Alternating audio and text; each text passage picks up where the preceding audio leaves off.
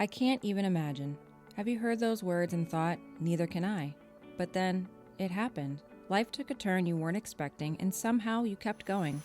You are not alone. Your story matters, and we're here to talk about it. We're two moms, lifelong best friends, and we know what it's like when life throws the unexpected our way. Here we share real stories of struggle, strength, and hope. Because through every challenge, a new path unfolds, and where hardship meets strength, purpose is found. Welcome to episode 27 of I Can't Even Imagine. I'm Stephanie. And I'm Victoria. Today we are talking with Jennifer Boss. In this deeply moving episode, Jennifer courageously shares the remarkable story of her life's twists and turns. From surviving childhood trauma and enduring the heartache of family rifts, to navigating the loss of a child and the challenges of homelessness, Jennifer opens up about the resilience it takes to keep going through unimaginable pain. She takes us through decades marked by loss, complicated family dynamics, struggling to find stability, unexpected pregnancies, and ultimately finding her calling in veterinary medicine, all while raising her children and supporting a husband facing a devastating cancer diagnosis. With moments of humor, honesty, and heartbreak, Jennifer's story is a testament to the power of perseverance, the importance of asking for help, and the reality that sometimes it's okay not to be okay. Join us for this unforgettable conversation as Jennifer reminds us that even in chaos, there is strength, hope, and a reason to keep moving forward.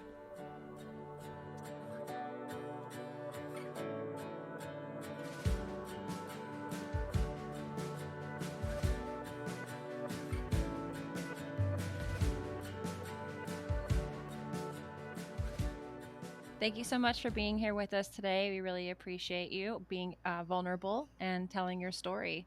Take us through your journey. I don't really remember when it started. I'm not sure if a lot of people are familiar with child trauma. You have like two responses. A lot of times younger kids will either digress or they will act out.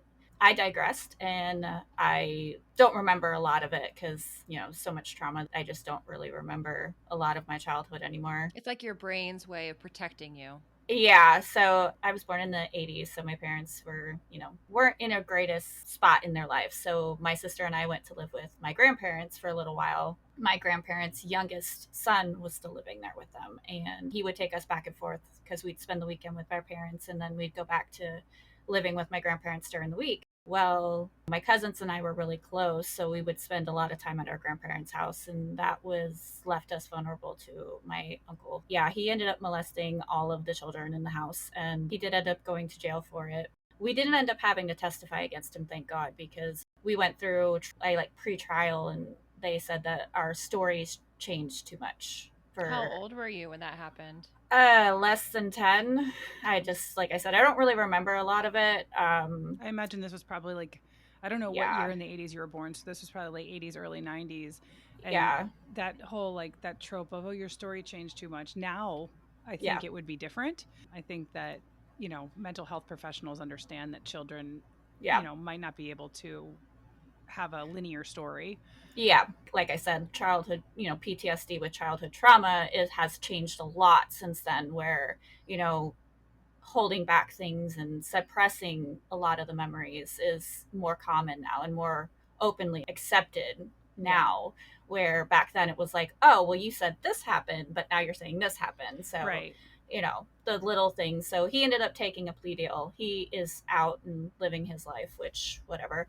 I'm surprised that somebody that did that to multiple children, even just one, but multiple, would ever see the light of day and be out in our society again. I just find that disgusting. Yeah, and it caused a rift in our family because a lot of people didn't believe us and, still associated themselves with them, but then would literally tell us all that we were lying and that we were making it up. How many of you were there? 4. So it was me, my sister, my cousin, and her brother. How young was the youngest at the time? I was the youngest. So I was probably 8 or 9. My oldest cousin, he was 3 years older than us. So he was probably 10 or 11 at the time. So we were and all he did this to girls really and boys. Mm-hmm. So he was, I mean, not saying that one over the other does not make a predator, but this is somebody who's pathologically ill. This the predator. This is an ill person. Exactly. Yeah. And it caused it caused a real big rift in our family because, with my grandmother, she kind of couldn't believe that her son would do that to her grandchildren. That's got to be a hard pill to swallow. Yeah, and I mean, he wasn't biologically hers. She Okay. adopted him. So, my grandmother took it very hard. And she ended up leaving and like left the state completely for like 15 years, just up and left because she couldn't handle it. Her baby doing it to her babies. She just couldn't. That's got to be hard though. I mean, if I'm a mom and I'm thinking like, your child is capable of that kind of, that's got to be really difficult. Yeah. And, what we had to go through afterwards, people don't understand. It's not just take your word for it and then you go to court. No, we all had to go through like physical exams. We had to literally from top to bottom get examined by strangers to find out, like, they could tell, oh, he did this to this one, he did this to this one. Like, it's not just taking the kid's word for it and going with it. Like, we literally had to go through literal physical exams. Like, did all of you come forward at once? Like, how did you guys come forward with that information to adults? It was actually kind of an accident. We didn't mean to tell, but me and my sister were back at my parents' house. We had moved back in with my parents. They had bought a house and we were moving back in with them. And my sister and I were up in bed together, like we were talking to each other and we were just sobbing. Like we were both like crying. And my mom came in and she's like, "What is going on?" And my sister just like let it out and just told her this like 9:30 at night. And my mom's like, "Wait, what?" Yeah. Like, she's like, went in to find out, she thought maybe hit her head or something. No, she comes in and we're crying, both crying, hugging each other. And like, my mom's like, ran out of the room. And then it became this whole thing between my parents and, their parents. And they were like, okay, now what do we do? Was this your mom's parents and her? No, it's my dad's. My dad's. Yeah. So it was my dad and my uncle on my dad's side. It was crazy. We didn't mean to. And then we felt bad because we had said something because, we were sworn to secrecy. Like, right. Oh, it's our little secret. And, we felt bad because we got him in trouble because we didn't know we did something wrong. And granted, we didn't do anything wrong. But at that time, we thought we did something wrong because we got him in trouble. Do. Yeah. We weren't expecting this big, huge thing to happen. Big blow up in the family because you were telling, but your parents, even though they were going through their, whatever they were going through, to have you be with your grandparents, did they still, at least, obviously this guy went to jail, so your parents at least had that. Yes, they fought for you. They did. And that's amazing, because especially back then. Yeah. And my mom, like, she felt so guilty because she felt it was her fault that we ended up over there in the first place. Like, she felt like if they weren't in their rough financial shape, that we would have never ended up in that situation. Right. So it took her a very long time. She had to go to counseling too, because she had to go and like, it's not your fault just as much as it wasn't our fault. If it wasn't us, it would have been somebody else. Yeah. So it took a long time for me to get over it. Like, I'm still not really that physical of a person. Yeah, it took a really long time for me to like not necessarily accept it, but like for me, I just didn't want to grow up.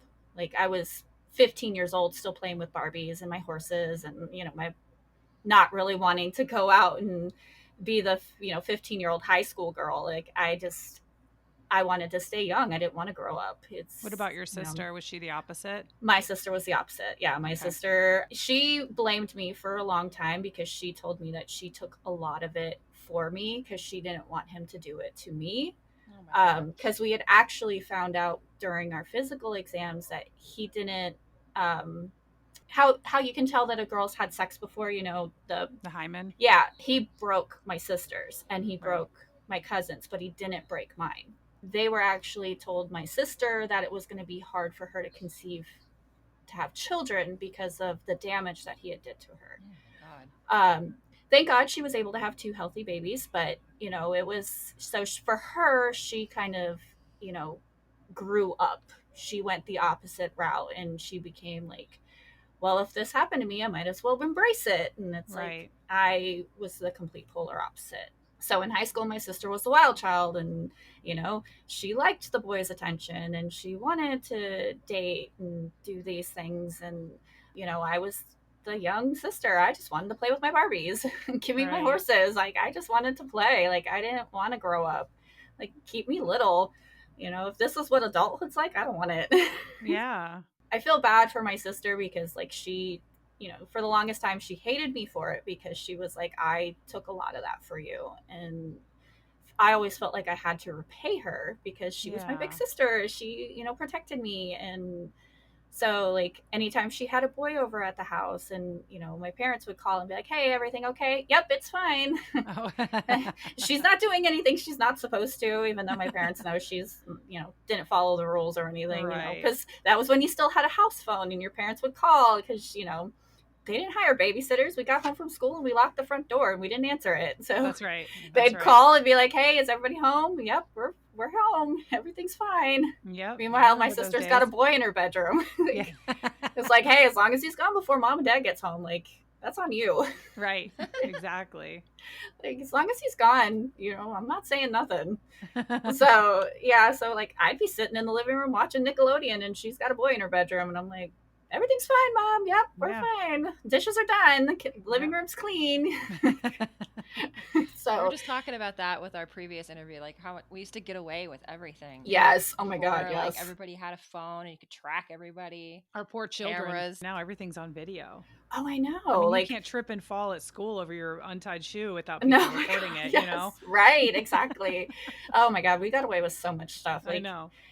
You know, don't answer the door. Don't, you know, don't do this. And we wouldn't even be home. Like, we'd be out at the neighbor's house and front doors open, wide open, dogs running the street. Like, as long as they were home by mom and dad were home, we're good. Because then they were none the wiser. The parents were none the wiser. We used to do prank calls, and one time somebody called back and we let it get to the answering machine, and he's like, "Yo, you're prank calling me." He was real mad. And we were trying to delete the prank callers or the guy's voice or the message on the answering machine because we didn't want my parents to hear it. Obviously, they would know we're prank calling. Yep. And so what we ended up doing was accidentally deleting the outgoing message, the, you know, hi, we're not home right now, and recorded me going, oh my God, what do we do? Oh, crap. And that was our outgoing message. And we couldn't figure out what we were doing. And I was so scared that they were going to hear me cuss. I was like, oh my God, I said, oh, crap. I was like shaking in my bed until they got home. Like, what are we gonna do? Mm-hmm. Yep. I was so yeah. When crap was a bad word, you couldn't say crap. I remember when my dad gave me permission to say crap, and I thought I was on top of the world. You like stood up a couple inches taller that day. Yep. You're like, oh yes, I'm an adult now. Yeah. Yeah. It's so funny. Oh yeah, it was. I miss those days. Like, I wish my kids could experience that from, you know, but everything's so sheltered now. Like, you can't, you know, it's like, I try not to be a helicopter parent to my kids, but they don't realize like how much different it is. Yeah. You know, I try to get my kids to be like my daughter, she's such a tattletale. She's like, you know what my brother said to blah, blah, blah. I said, no, listen, you guys are supposed to have secrets together. Like, you're supposed to look at each other when mom and dad are cringe and have like an inside joke and an eye roll together about us. You're supposed to like band together in your annoyance for us. Mm-hmm. Don't tell me everything. Like, I'm trying to get them to like, you have loyalty to your siblings here, dude. Shut up. Both of my kids are the same way. Do you know what she did? Do you know what he did? Oh my, I'm like, oh my God, stop. Yeah. Just stop. I don't care. How old are your kids? Well, so surprisingly, I have 4. One just turned 29, 25, 14, and 6. Wow. Well, 15 and 6. So yeah, I've got a very, very wide range of kids. The older 2 are my stepchildren, my husband's children. Right. I think we did that in a pre-interview. I was like, okay, hold on a second. Gotta do the math. You have a nearly 30-year-old. And I'm like, you don't look that, like, you look around my age. What's going on? Mm-hmm. Yeah. And you said how old? You said you were 41, right? I will be 40 next year. 40. I just turned 39. Because I was like, the math ain't mathin'. There's like a 10 or 11 year gap between you. I'm like, something's going on. So no, they're my stepchildren, but they've been in my life since I was 18, so they are my children. So yeah, I just call them my kids because they, you know, their mom, she passed away a couple years ago, but she was at one point a good mom, but she just drugs took over her life and They just needed somebody a little bit more stable in their life. They've been with us permanently for the past 15 years. So well, walk us down that path. If you had stepchildren at 18, when did you meet your husband? When I say my life is a Jerry Springer series, I am not kidding. So I have actually known my husband since I was very little. My husband is quite a bit older than me. He's about 16 years older than me. My uncle, not the predator. Not the predator. My dad's brother, he married my husband's sister at one point in time. It's hard to follow. Yeah. We need I'm already lost. A diagram. Exactly. Yeah. So he was the brother. Essentially, your husband was the brother of your uncle's wife. Exactly. Yes. Okay. So he was a lot of family functions, a lot of birthdays, you know. So my parents had bought a house. They were redoing it. So he had ended up moving into my parents' house to help them pay for, you know, bills, because my parents went a little crazy and were like, we're going to redo the whole house. And like, right. Like now we have no money. They bought a fixer-upper house in the first place, but then they're like, wild hair up their butt and was like, rip out the entire kitchen. So then they're like, oh crap, now what do we do? So there was 11 people in my house. Wow. How did that even happen? Why did he move in? So he had moved down to be with his dad because his dad was sick. He was actually working for the airport at the time. They had transferred him down here to work at the airport to be like one of their superintendents for the construction company he was working for. So he moved in, and I mean, granted, I was 17. I didn't know. I'm like, great, another person's moving into my house. Fantastic. I can't even go to the bathroom without there being a line. But okay, let's add another person to the house. And my sister, weirdly enough, sorry ladies, follow along, crazy story. So my sister actually ended up liking my husband. Like, she, very promiscuous, remember, wanted to get my husband's attention. And my husband's like, okay, you're gonna flirt with me, that's fine. Like, she's 18 now, but he didn't want to sleep with her. She wanted to sleep with him, but he didn't want to sleep with her. So he's just like, okay, I mean, attention from a girl, I don't care. And he's in his mid-30s? Mid-30s, yep. Okay. Yep. And my sister's 18, fixing to be 19. So she's like, okay. Right. Like a cute, flirty girl. Yep. Yeah. He's like, all right, fair game. And apparently, for some reason, my parents were into it. They're like, yeah, maybe you can settle her down and like calm her down. And just like, okay. So they liked him. They got along with him well. Yeah. I mean, they still are. Like, my dad and him are like BFFs because they're like 5 years age difference. It's a little crazy, I know. But yeah, him and my dad are like really close and really good friends. Thinking about it now, I probably wasn't a very smart relationship to get into at fresh out of high school, 18-year-old with a 30-something-year-old guy. Like, but at the time, I was in love with him. Like, I just fell head over heels with him. So like, how did you get his attention then? Actually, I didn't want his attention. Like, I walked around the house like, you're just some random dude living in my house. Like, I don't want anything to do with you. And especially my sister's sleeping in your bed. Like, no, thank you. I don't want my sister's sloppy seconds. No, thanks. So they did hook up? They did not. No, they didn't. But she wanted to. So, like, when I'd come out, she'd be, like, laying in his bed and he's on his phone, like, whatever, you know. And he had one of those, like, the walkie-talkie cell phones. Mm-hmm. Yeah. So it was, like, so cool. Because that was the coolest thing. And, like, he'd be, like, beep, beep, and I got PTSD from those. I do too. They were so loud. We had a roommate in college who was on one of those, and she was so loud every time. Like, she would wake us up. Crack of dawn, just down the hallway. He was the foreman for the airport, so it would go off constantly, like, hey, da, da, da, and he'd be like, answer it, and it was like, oh, cool, he's got one of those phones. He must be really, you know, like, cool because he's got one of those phones. He's got money because he can afford it. That was the sign of wealth back then. Exactly.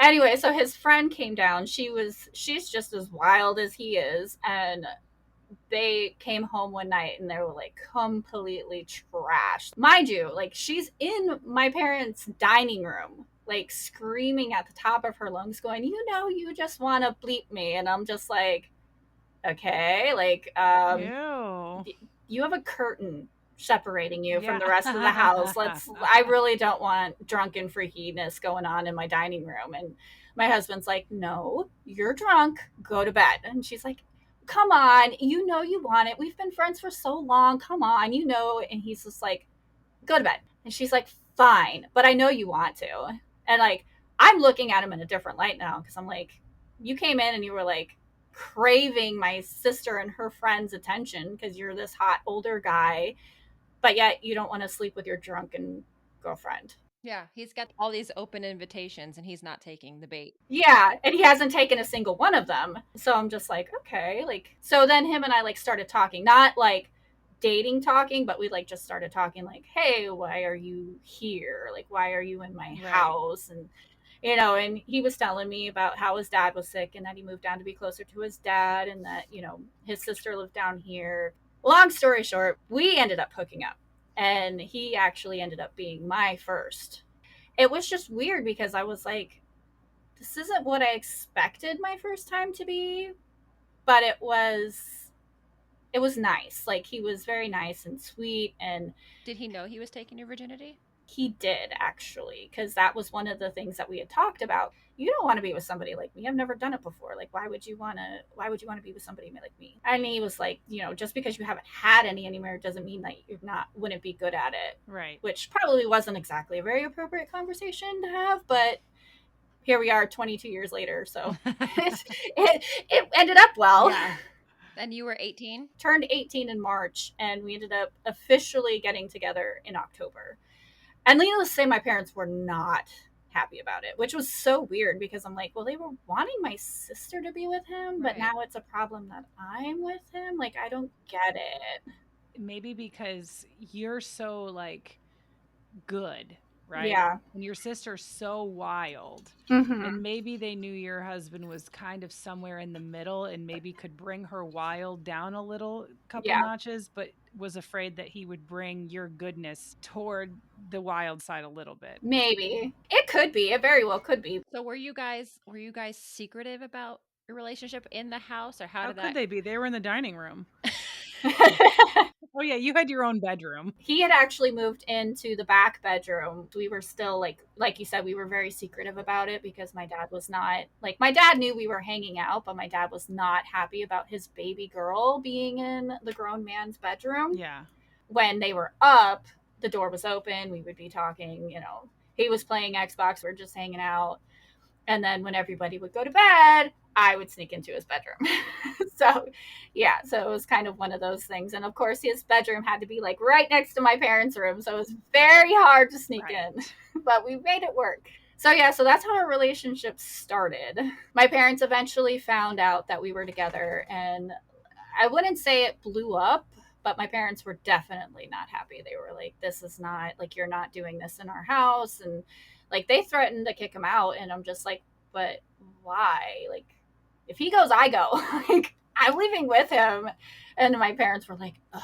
So we ended up staying at the house for probably about 6 months into our relationship. And by this time, my sister found out she was pregnant. And that was a whole fiasco in itself. We ended up finding out she was having an affair with a married man. Oh gosh. So, yep, you know, she was the mistress. She was trying to say it was her boyfriend's at the time, but he was away at basic training. And my mom's like, you're this far along. He's been gone this long. Like, math ain't math, and sweetheart. Like, who's the dad? So, like, she had to sit and grill my sister on, like, who's the father. And she kept saying, oh, it's this guy. It's this guy. And my mom's like, it physically cannot be. Who is the father? So she finally fessed up to who it was. And my mom's like, are you serious? And does his wife know? And did married guy ever find out? He did. Okay. He knew. And the wife was pregnant too. Oh no. Tell it. Yes. You're not kidding, girl. Jerry Springer. This is fascinating. It gets better. It gets better.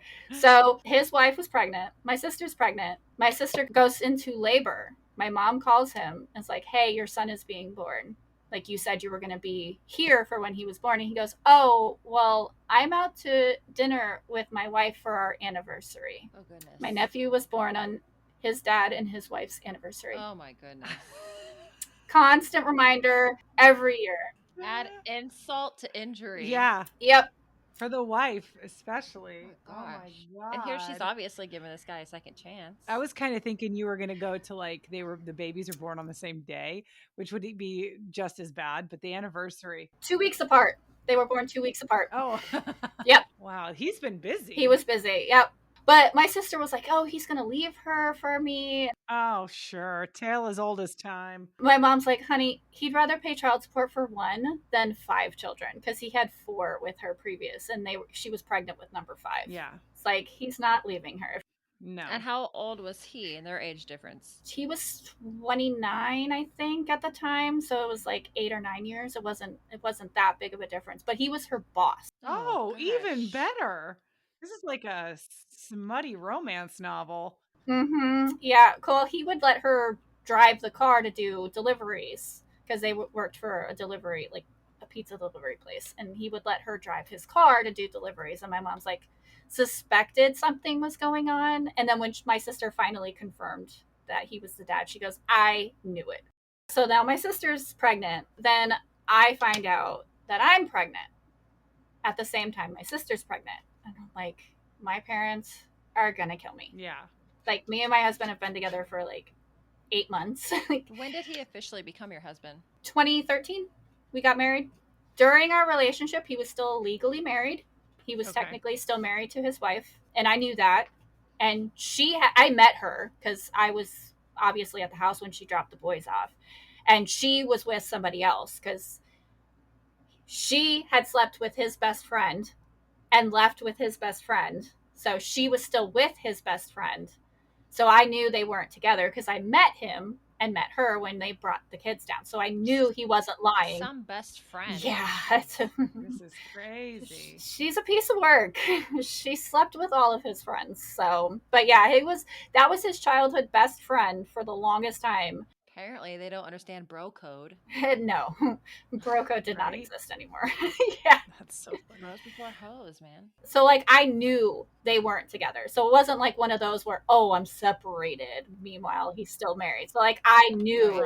Right. That's probably what the boss told your sister. Yeah, exactly. Like, yeah. I knew he was separated from his wife. So, like, a big difference. So then I found out I was pregnant and I hid it. Like, for like 6 months, I hid it. So, like, nobody knew because I lost weight. Like, I lost like 15 pounds. Now, mind you, I'm already on the thin side. So, like, it was almost on the dangerous side of how much weight I lost with my first. So I was down to like 88 pounds when I was pregnant. So, wow. Yes, for like 6 months, I only gained like 5 pounds. So, like, I hit it very well. So, like, I had maybe like a little bump and it looked like I was bloated. Mm-hmm. So, like, I could hide it for a long time. And then I ended up having a heart condition that my OB found and was like, hey, you need to go on a monitor. We got to make sure that your heart can handle this because if you give birth and your heart can't handle it, like, you could possibly die. Yeah.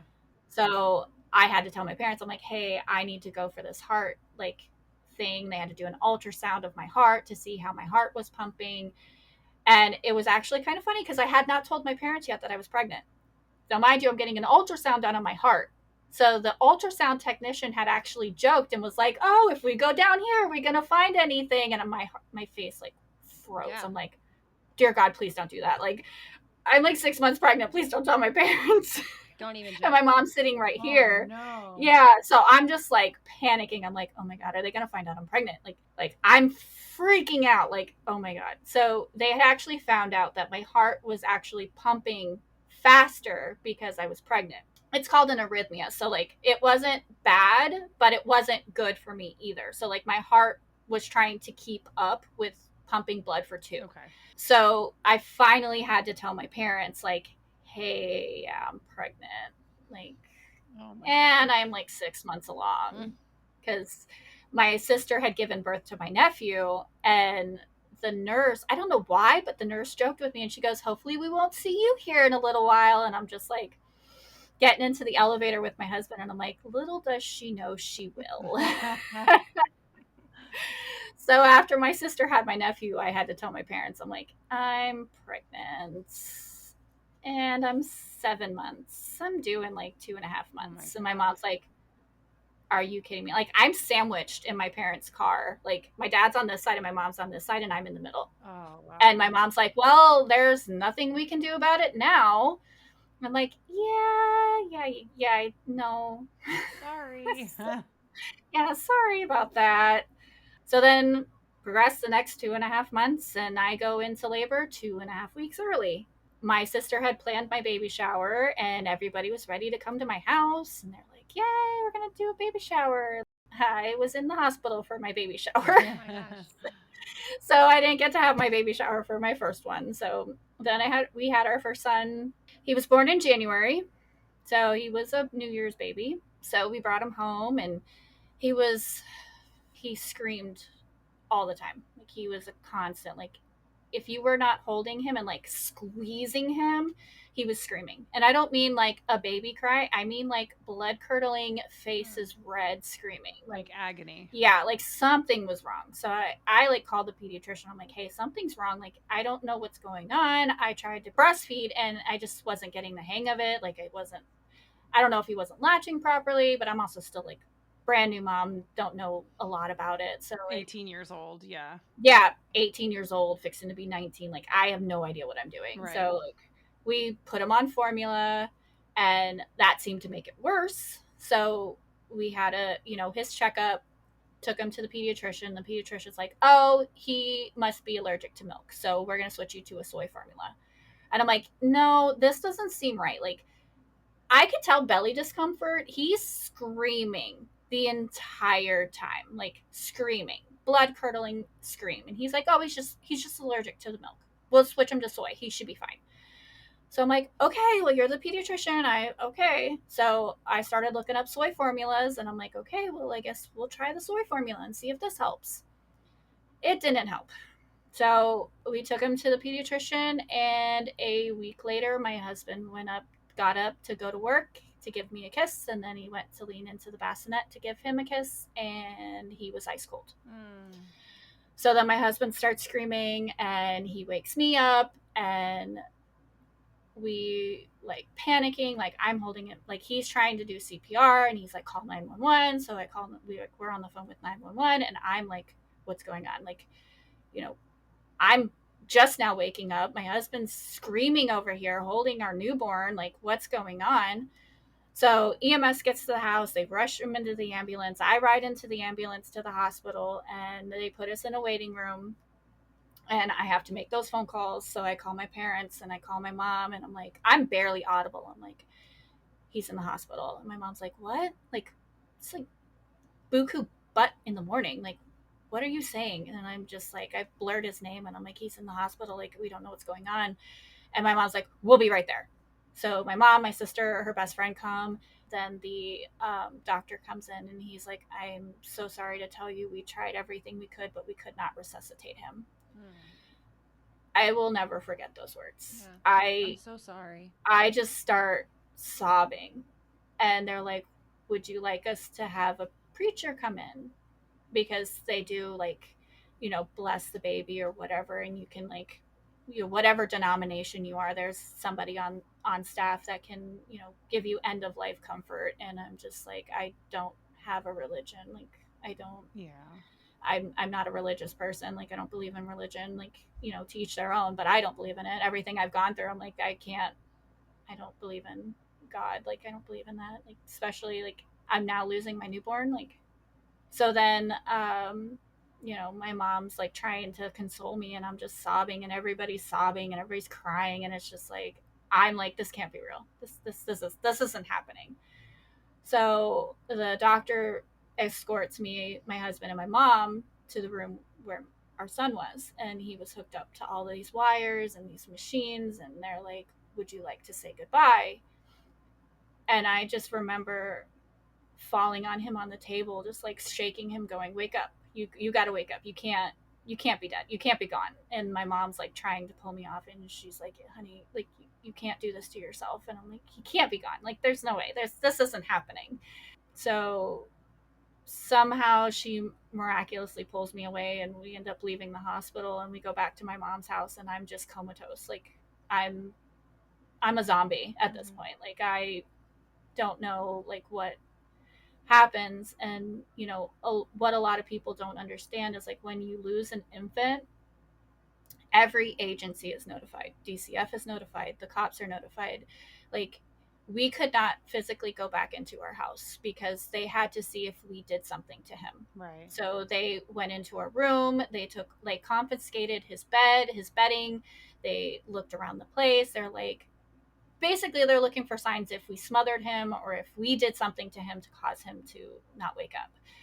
Obviously, they ruled it SIDS, which, a lot of babies die from SIDS and they don't have a cause for it, but what they suspected is, a lot of infants will stop breathing because their body doesn't know to naturally do that. Mm-hmm. So they think he just stopped breathing in the middle of the night and his body just never woke him up to continue to breathe. How old was he? He was 7 weeks. Oh gosh. Yeah, and the worst part is he died 2 days before my birthday. Oh, I'm so sorry, honey. My friends came over to celebrate my birthday and they brought me a bag of Skittles, and my mom bought me a locket, and she's like, you can put a picture of him with it and he'll be right by your heart. And honestly, I don't remember any of it. Like, I remember it because people told me, but I don't remember it. I freaking zoned out. Like, zombified was not even the word. Like, I was just, you're just like a shell of a person. Yeah, like I ate, drank, went to bed. How long did you stay that way? Like, how long was that process for you? Probably like a good 3 or 4 months. Yeah. Well, the state of Florida, under a year, they cremate infants for free. So he got cremated for free, but the funeral home that picked up his body lost it. What? My mom got a call from the hospital that the funeral home never came and got the body. So my mom had to call the funeral home and was like, hey, like, you need to come get him. And they took him to the wrong location. So he was cremated and his remains were sent to a different location. So they like called me to come pick up his remains, and I was there and they're like, oh, we don't have him. Oh, what? What do you mean you don't have him? You just called me to come pick up my son. Like, where is he? They're like, I don't know, we don't have him. So go home, we'll figure it out. We'll track him down and then we'll give you a call. That's ridiculous. Yeah, so I'm like a zombie. I'm like, okay, whatever. Like, I go home and my mom's like, what's wrong? And I'm like, they don't have him. They lost him. I don't know. She's like, what do you mean they lost him? Yeah. So then my mom's like rained holy hell on them and was like, what the hell? Like, how do you lose my grandson? Like, how do you lose his remains? Like, are you serious? So they ended up calling back and they're like, he was just at the Fort Myers location. He'll be there tomorrow or whatever. So then they call me and they're like, he's here, officially here. You can come pick him up. So I go there. They put his remains on the table and they put 2 urns on the table. One was silver and one was gold. And they're like, which urn would you like for him? And I'm like, I can't afford that. And he goes, no, this is on us for what we put you through. So which one would you like? So I picked the one out. So I picked out the gold one. You would think that they would put the remains in the urn for me. No, they sent me out the door with the urns and the remains. Oh my God. Then you have to do it yourself. So I got home and put his remains in his urn by myself. You shouldn't even have to open the urn. Yeah. Like, that should just be a non-negotiable, like the person losing their person. Yeah. Yeah. So I'm comatose. I undo the urn, put his, bag of ashes in the urn. And I didn't tell anybody that they did that. Like, I didn't tell anybody. I just did it. And yeah. I, thinking about it now, like, I didn't ask for help. I didn't think about it. I just did it. Like, apparently that's what the grieving mother's supposed to do. Put her baby's ashes in the urn. Like, I guess that's what I'm supposed to do. And when my mom found out I did that, she was pissed. Like, she was so upset. She's like, why did you do that? I'm like, what do you mean? Why did I do that? They told me I had to put his ashes in the urn myself. Like, I guess that's what I was supposed to do. She goes, you should not have had to do that. Like, she was so upset. Like, she was like, well, she could think clearly. You were in a haze. Yeah. And I'm just like, me and my husband, we were fighting at the time because it was, funeral and this and that, and who's supposed to come and who's supposed to this. And, my uncle and his sister aren't talking to each other. They have court orders that they can't see each other. So, like, he wants to come and she wants to come. I mean, I can imagine in your predicament and you're already feeling like a zombie. You have to feel just so like just apathetic. Like nothing matters anymore. I lost a part of me. I lost my child. Yeah. So I don't give a I don't give a fuck. And like, isn't it evident right now, everybody, like in the family that's fighting, that life is clearly too short to be fighting about all this bullshit? Yeah, I am saying goodbye to my child. I don't care what anybody's drama is. Like, I don't care. And my husband was on the complete flip side of it. Like, he wanted control of it. And I'm like, it's his kid. He lost a kid too. Like, why are we arguing about this? If he doesn't want this, why are we arguing about this? I can think of it clearly now, but then I was just like, I don't care. Like, I don't really care. Like, yeah, he couldn't fix me. Like, he was there, but like we weren't there for each other. Like, we were just, he was dealing with it in his way and I was dealing with it in my way, which wasn't dealing with it. And he was just like, he still had 2 kids. So I was kind of like envious. I'm like, why is it that you can have 2 kids with your psycho ex, but yet we have a kid and we lose him? Not only that, we're doing his funeral in a church, which everybody knows I'm not a religious person. So like, I get to say goodbye to him in God's house where God took my son away. You're angry. It makes sense. It was rough. We ended up going to dinner with his mom and we did actually have a good time. I actually did laugh, which was nice. But then we came home and reality struck again. And it was just like, yep, he's gone. Yep. You go through cycles like that for a long time, I'm sure. Yep. And we were still under investigation too. The investigation hadn't been solved. So we were still under investigation. Like, we weren't, when I say under investigation, we weren't like, they weren't thinking we did something to him, but it was undetermined yet. Like, his final autopsy hadn't been completed and the paperwork hadn't been submitted on how he died. So we were still technically under investigation. So like, it's a long process. So once the coroner released his body and had to do his report and noted everything that was wrong with him, like when they redid his cause of death as SIDS, that doesn't mean we were in the clear. That just meant he died from SIDS. It's like they still had to make sure that we didn't cause it. So we were still technically under investigation. And the officer who was in charge of the case was actually super nice. And he was like, I don't see anything that would suggest this. This is just what we have to do. So my husband and I were like, okay, you got to do what you got to do. Like, we have nothing to hide. Like, we didn't do anything. Like, do what you got to do. So we had the funeral and we were currently staying with my parents because I couldn't be back at our place. I can't go to sleep in our bed next to my son's bassinet with him not there. Right. So we ended up moving back in with my parents because neither one of us really could like handle it. Surprisingly, we didn't get a phone call. We actually got the officer come to the house and was like, hey, just letting you know the case is finished. We did everything and, just letting you guys know you're good. There's no charges because there's nothing to charge you with. So like, he was really nice and he was like, whatever we confiscated, you're more than welcome to come and pick up if you want any of his belongings back. They should drop it off for the inconvenience. You would think, but no, it was all in the evidence. So we if we wanted it, we had to go pick it up from the central office or whatever. It was just like a baby blanket and something else, which I didn't end up getting because we went through our grieving process and we ended up moving out of my parents' house like a year later, and we ended up moving in with my husband's brother, and I didn't want to keep anything. Like, I didn't want anything to remind me of what I lost. Like, right. I had his urn, but I don't want anything to remind me of what I failed, because in my mind, I'm like, I failed as a mother. Like mothers being in like the easiest job in the world. Like, people give birth all the time. Like, why is it my kid died? Like, I failed at something. Like, I must have pissed off some god for them to take my kid away from me. So like, I didn't want anything. I didn't want a reminder of anything. And my husband wanted to keep stuff. And I'm just like, why? Why do you want that constant reminder? Like, why? How did you move forward? So we end up moving in with his brother, and his ex-wife and her partner, boyfriend, whatever, moved a street behind his brother. So they were close to each other. So the kids could come over all the time. And his ex became friends with one of the girls a couple streets down, and she ended up breaking into our house while we were gone one night and stole all of his belongings. She ended up stealing your husband's belongings. She stole my son's belongings. Your husband's ex-wife? Mm-hmm.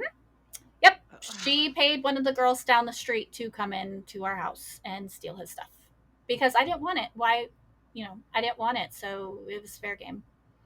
So the book that everybody signed that came to the funeral, she stole that.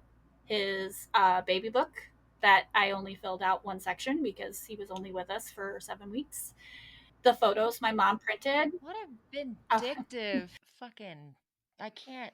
she gets better.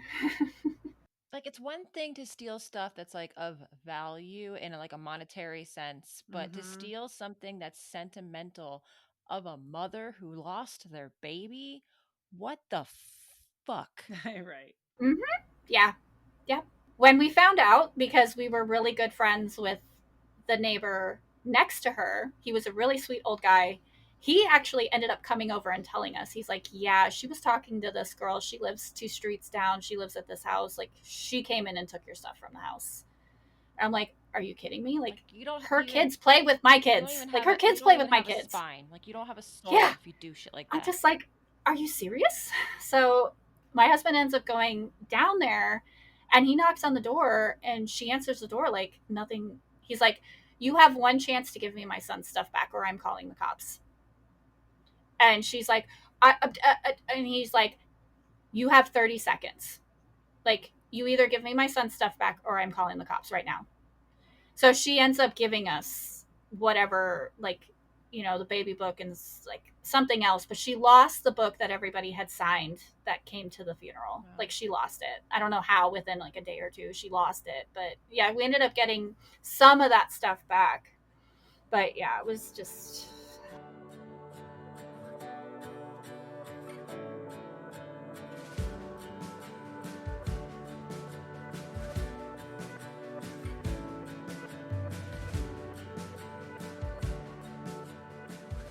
yeah, we moved back in with my parents, so we were living with my parents for probably a year. So when we finally rented our own place, we get a call from his oldest that he thought he broke his foot and his mom was refusing to take him to the doctor. So we kind of looked at each other and I'm like, well, this is a no-brainer. Go get him. Right. So we got in the car and drove 3 hours and picked him up. So they ended up moving back with us and they've been with us ever since. We take him to the doctor and he, thank God, didn't break it, but it was a very bad sprain. Then they ended up moving in with us and we had them for a while, and this is where things get a little bit more crazy. So then I find out that I am pregnant. So I'm, after the whole fiasco and everything, I really didn't think I was ever going to want to have kids again. Right. Just because it's terrifying, it's utterly terrifying.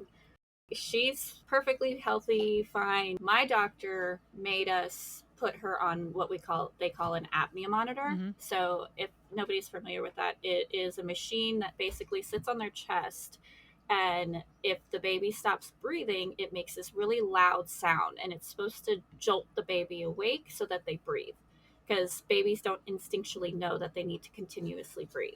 They put her on the apnea monitor and I went absolutely insane. For how advanced our technology is, that machine sucked. Yeah. Because it's literally just this soft band that sits on their chest. And if they move, it slips and it can't read.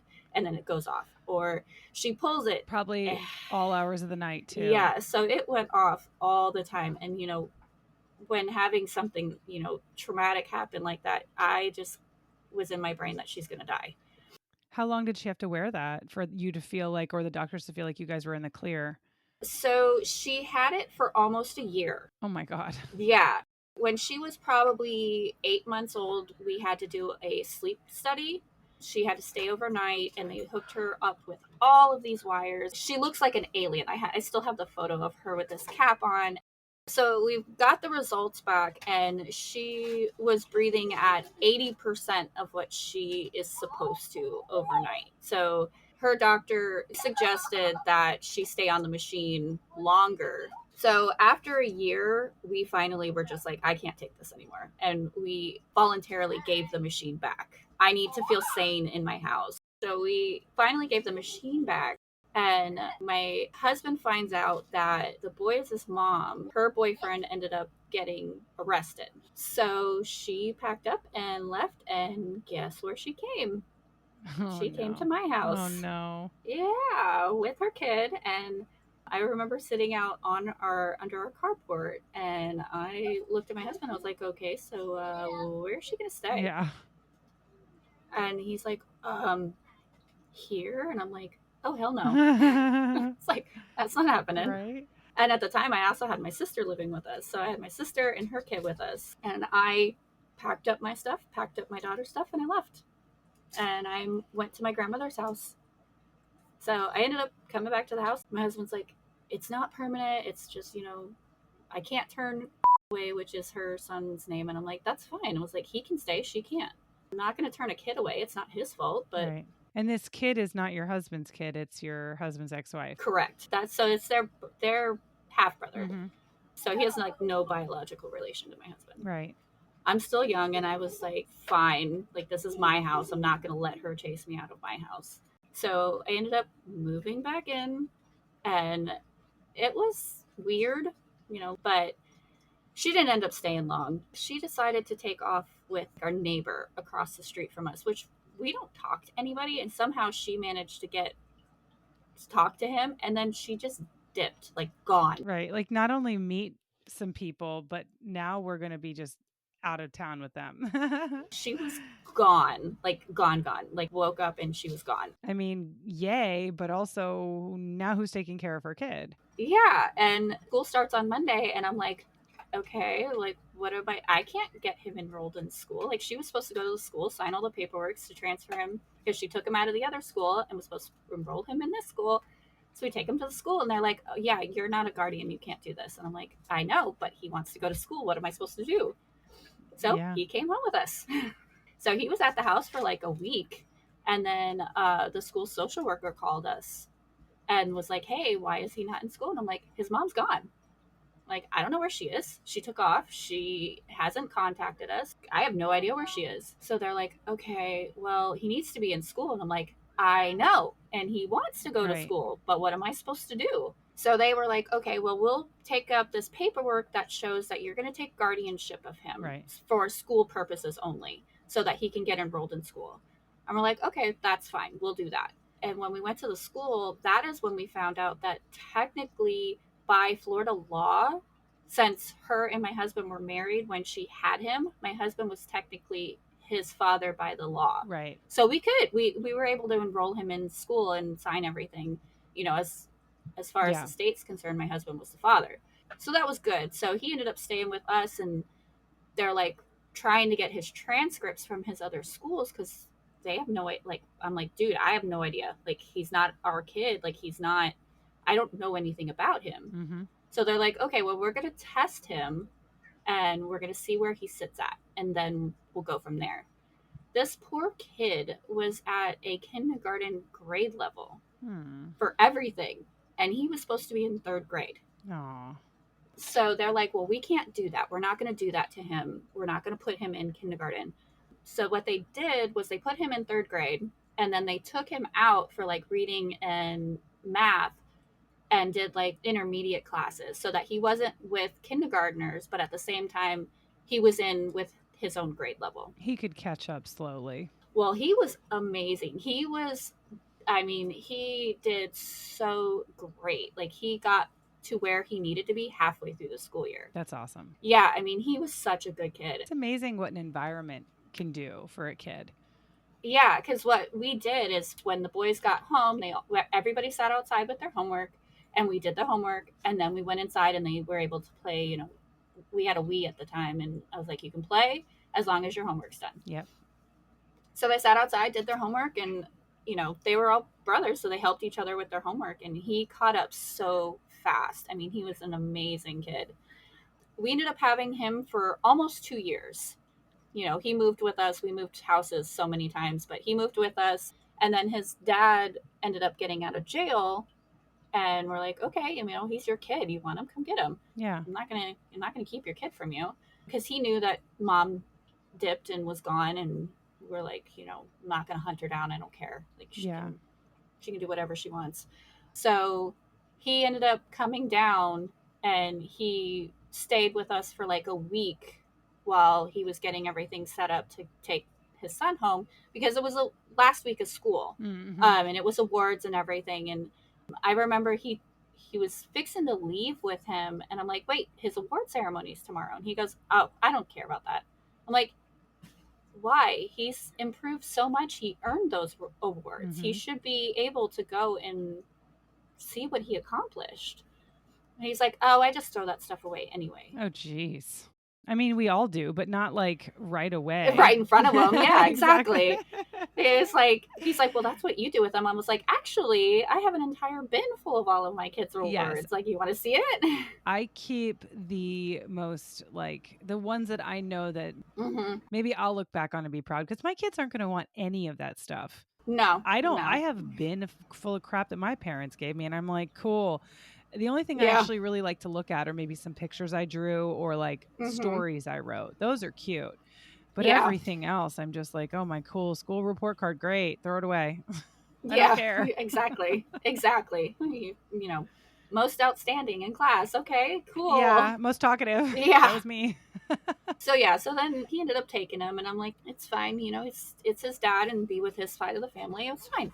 Still stayed in contact with him. It's my kid's brother, so, you know, it's fine. You know, he ended up doing great. He just graduated high school and stuff, so he's doing fantastic. Oh, that's good. So my husband actually ended up having to petition the court for divorce from her because we had no idea where she was living. And every time we tried to serve her, she would just say, she would have whoever it was answer the door. Oh, she doesn't live here. We finally had to do, you know, put the notice in the paper for 2 weeks that he's petitioning her for a divorce. It's such a weird, archaic rule. I know. Who buys the paper? Well, that was, you know, we were at legal aid, and they were like, nobody reads the paper. So you're pretty much guaranteed to get your divorce that way. Because what's the alternative? She sees it in the paper and has to come in, contested or something? Exactly. Okay. Yeah, so that was the point, is your court date is at this time, this date, you know, so-and-so's protesting divorce from this person. And if she wanted to, she could have showed up and protested. Which she didn't, which we knew. But my husband ended up having to drop all of the back child support that she owed in order to get his divorce, because they can't fight both cases. So it's either one or the other. And I'm like, well, she ain't working, so we're not going to get a dime from her anyway. So just that money's long gone. It's you're never going to see it. Never going to see it. So I'm like, just get the divorce. It's fine. So, you know, he ended up having to drop like $30,000 in back child support. Of money he'd never see. So, exactly. You know. Yeah, we just considered it a wash, because just because we dropped that didn't mean that the current child support was not going to, you know, take effect. So she still had to owe child support. It was just the back child support was wiped. Which is surprising to me that she wouldn't voluntarily just get the divorce, knowing that this is going to not be over her head anymore. Yeah. It just seems like the easier option financially for her. You would think. Because what was the goal of still being married to him and not wanting to even like have you guys serve her? What's the end game there? She just wants to stay married to him? Was there like a benefit Pretty much to her in that? Yeah, I think it was just like the mindset of like her mom and that generation, that you got married, you stay married, you know, type deal. But if you're not even around because you're on drugs, that's you know, null and void in my opinion. Yeah. Same. And it's like, dude, you haven't been together in 15 years. So finally we get in front of the judge, and she didn't show up. While he's getting the uncontested divorce, we also brought up to the judge, we're like, hey, this kid is not his. We don't want to be financially responsible for him. He is living with his dad, because his dad tried to go, weirdly enough, after my husband for child support over in the county that he lived in. Yeah. Stop. Oh my God. We got served on his son's birthday for child support papers. And we're like, this kid isn't even his. But we found out he was, it's so crazy. I don't even know what to say. And with the state of Florida, you could have a child support case here in Lee County, but they lived in like on the other coast, Sebastian, Florida, and it's a different county. You can go for a child support case in that county, and the counties do not talk to each other.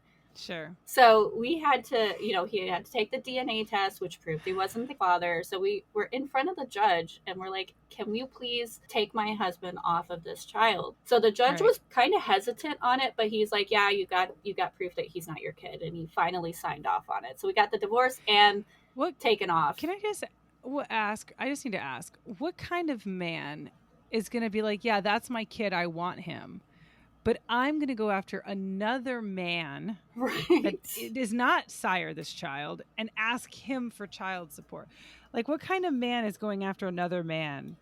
Well, it's so weird to me. Well, we found out later on that he was trying to get benefits like food stamps and Medicaid for him. Oh, okay. So yes, because he hadn't been established as his father yet, like biologically he was, but by law he wasn't. So it's weird. I understand, in Florida. But so yeah. I thought maybe he was just going after him because he's like, oh, I'm just going to get some more money here. Well, that's what we thought, and we were mad. Yeah. And then that's when we found out that it was because, you know, with the state of Florida, they go after the father. Now I understand what you're saying is he needed food stamps and maybe probably Medicaid or something for his kid, and because your husband's legally the father, the state needs the bio dad to go after your husband for child support in order to qualify for food stamps and Medicaid. That's funny. Okay, I get it now. It's crazy, and we didn't find that out till like years later. So it was like it made sense afterwards, and we're like, okay, that makes sense. Yeah, but yeah, so finally, you know,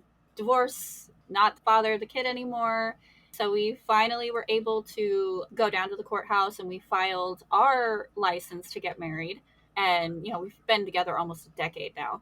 So we go down to file for our marriage license, and they had to get the date that the divorce was finalized for our application. And ironically, it was a year to the date. Nice. That we filed. We filed our paperwork, and we had our wedding probably 6 months later. We were supposed to get married in this beautiful house down in Captiva. It was a 3-story house, and it was like 7 bedrooms. So I was like, my entire bridal party can stay here. My parents can stay here. Like 3 months before we were supposed to get married, the owner of the house was like, hey, my daughter's coming down this date, and she's having her wedding at the house. And I'm like, you've got to be fucking kidding. No. So there went our venue. And I'm like, okay, fine. We'll get married somewhere else. We have a beautiful backyard. We'll just get married here. Like, tables, chairs, I don't care. Make it cheap, girl. Make it cheap. Yeah. Oh, Stephanie's here. Hold on. Hey. Stephanie wants to pop in. Let me let her in. Better late than never. That's okay. Yep. That's my life. Same. Us working moms, we know this. All right. So we lost our venue for our wedding. And my brother-in-law at the time, his brother owned a catering company. So we were like, cool. You know, he was going to provide all the food and everything. So we're like, I don't care. I just want a buffet. You know, meat, veggies, sides, salad bar. That's it. That's all. I don't care. Cheap and easy, baby. That's how I roll. Exactly. I'm like, I don't want to spend a fortune. I don't care. I just want to be married. Like, I don't care. And I did all the decorations myself. Same. Dollar store tablecloths. Yep. I don't care. Like, it's fine. It's not about, you know, spending a fortune. Like, my wedding dress was probably the most expensive thing. Me too. Yeah. I got it on the clearance rack at David's Bridal for $600. Oh, I got mine for $450. Nice. Mine was actually, it was a custom dress, which was funny because when I got fitted for my wedding dress, the lady was like, oh, what size are you? And I'm like, I'm a 0. And she goes, nobody's a true 0. And I'm like, yes, I am. Oh my God. I haven't been a 0 since 4th grade, 6th grade. I don't even know. Very, very long time ago. Yeah. So she measured me and she goes, oh my God, you are a 0. And I'm like, I told you. Yeah. Like, I'm skinny. Like, I'm teeny beeny. Like, yeah. I can't put on weight to save my life. So I know I'm a 0. I've been a 0 since high school. Well, maybe I can do like a surgical fat transfer to you. Like, I'll donate it to you. I will gladly accept it. And I will gladly donate it. So I got my wedding dress, and the lady had ordered it, and she didn't realize she ordered a petite. I see. And she thought petite meant small. Petite means short. So they had to sell it as a discount because it was technically a custom ordered. So the dress was like, I think it was like $800. So they sold it to me for $450. So my sister was my only bridesmaid, and I didn't care. I was like, I don't have a whole bunch of friends, so I'm not gonna. Right. It's fine. And I wanted my cousin to be a bridesmaid, but she was actually an amateur photographer at the time. And she goes, well, I just want to do the photos for your wedding. And I'm like, but I want you part of my wedding. And you can't be part of my wedding if you're doing the photos. And she goes, let this be my gift to you. And I'm like, okay, like, that's fine. So she did the photos, and I got my photos done by a guy I hired on Craigslist for $60. Hey, there you go. This is 2009. Craigslist was real hot back then. Yep. All of my wedding was also DIY. Because of my mom. My mom did DIY'd it all. Yeah, your mom did my centerpieces. Mm-hmm. She missed her calling big time. Yeah.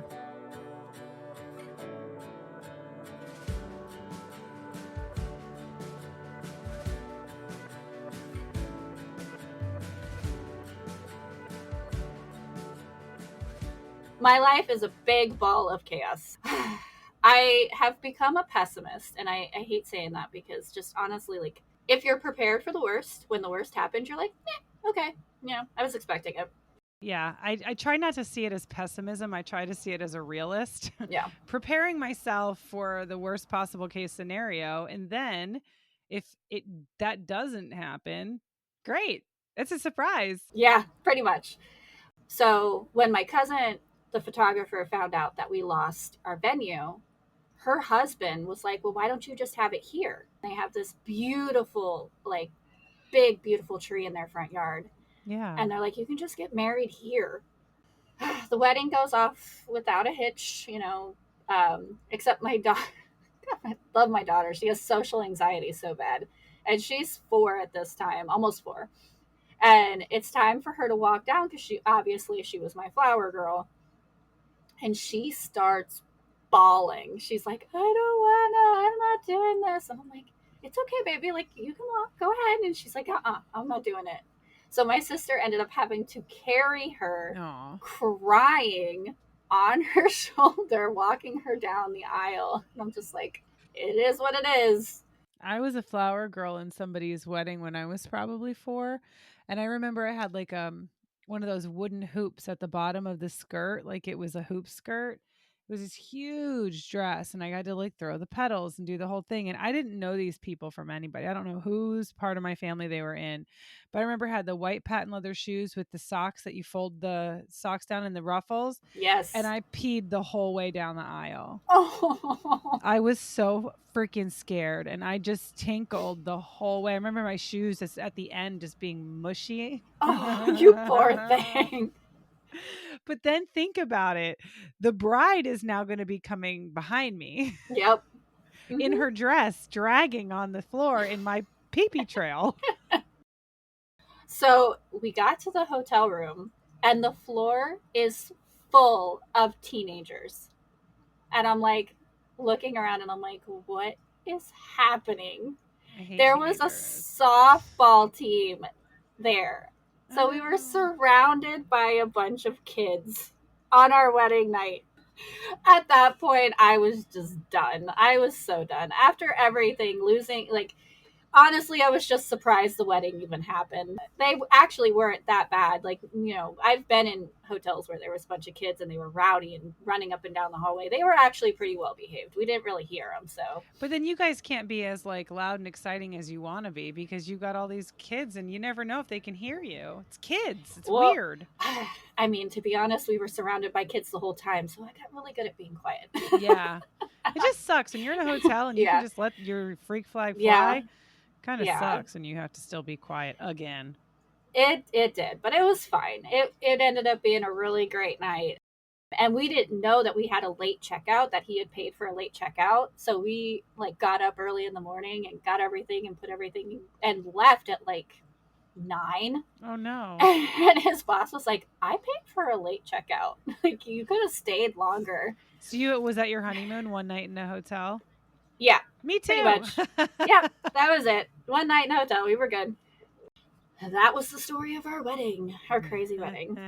We've been married ever since. So we thought we talk about it now, and I'm like, it's the wedding we needed, Yes. Goes with our life, It worked out. It was simple and, chaos like our life.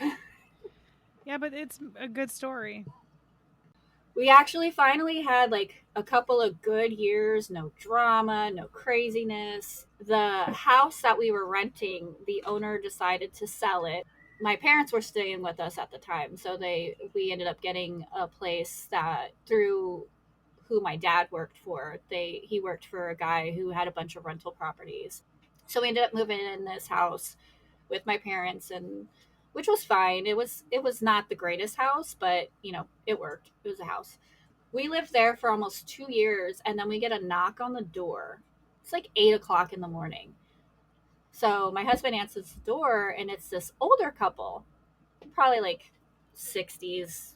And the guy's like, "Oh, so somebody does live here." And we're like, "Yeah, we've been here for like 2 years." He goes, "Oh, well, I'm the owner, and I was told this property is vacant and has been vacant ever since." What? And I'm like, "Well, I have a lease and everything." And yeah. He's like, no, you're fine. He goes, "From here on out, do not pay him. If you pay him, you will be in default." And we're like, "Okay, hold on. Yeah. Can we explain what's going on here?" So we invite him in. He sits in the living room, and he tells us, him and his wife tell us that he had used the rental company that my dad worked for to rent out 3 of his properties. And the guy hadn't paid him because he kept telling him that the properties were vacant and he couldn't get renters in them. All 3 of the properties had been rented. There were renters in all 3 properties. And so the owner was actually taking him to court, and he needed to prove that renters were in fact in the properties.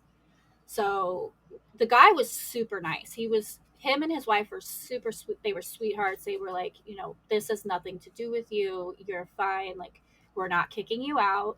We just need to let you know, do not pay him anymore."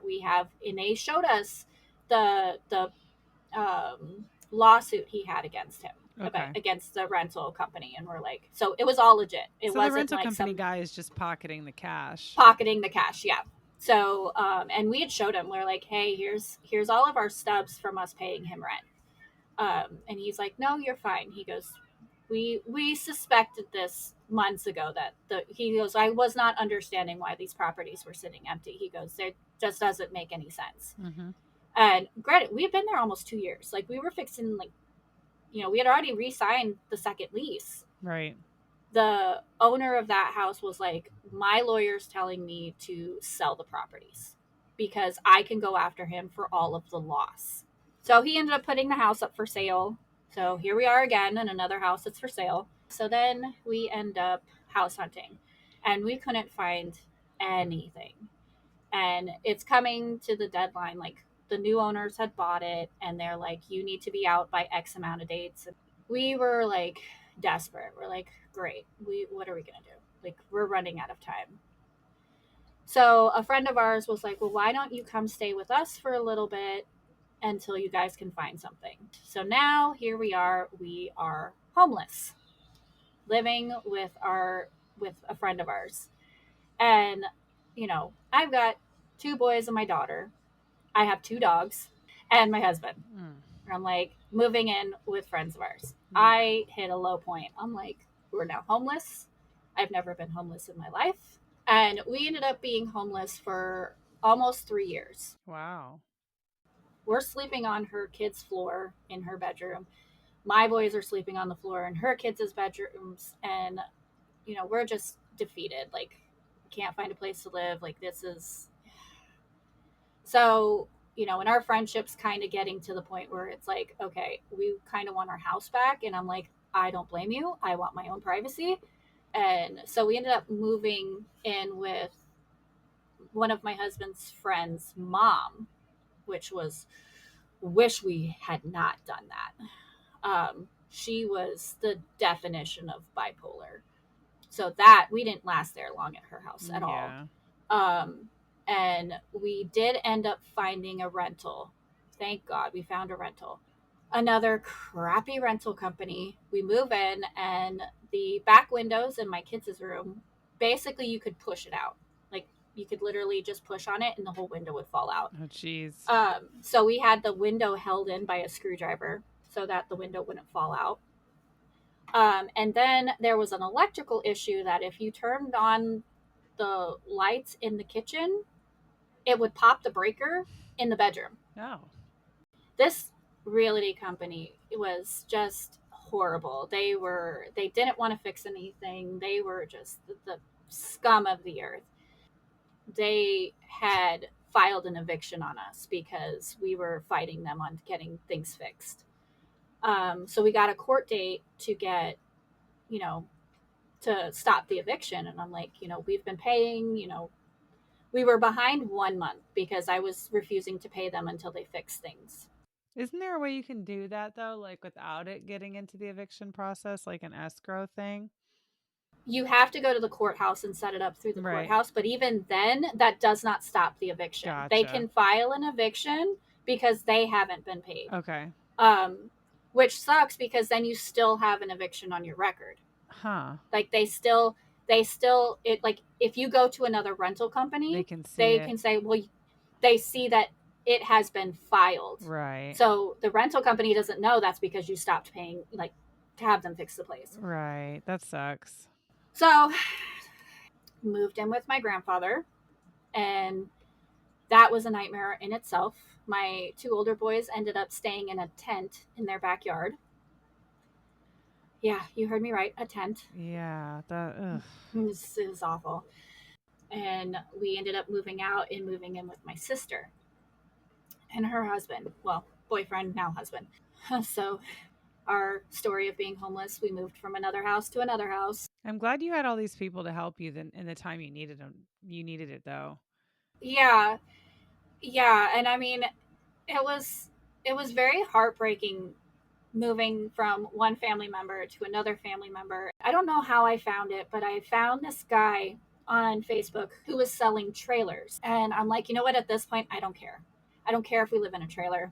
And him and I had been communicating, and I'm like, I need, I'm looking for something. And he's like, well, I have this one, but it needs a lot of work. And I'm like, okay. So my husband and I went to look on it, and he was not kidding. That thing needed a ton of work. And so my sister had found out she was pregnant. They were like, hey, we just found out we were pregnant. We want to turn this room into the baby's room. And I'm like, well, that makes sense. Understandable. Basically, she was giving us time to find something else. And we couldn't find anything. Like, we now have this eviction on our record. We can't find a place to live.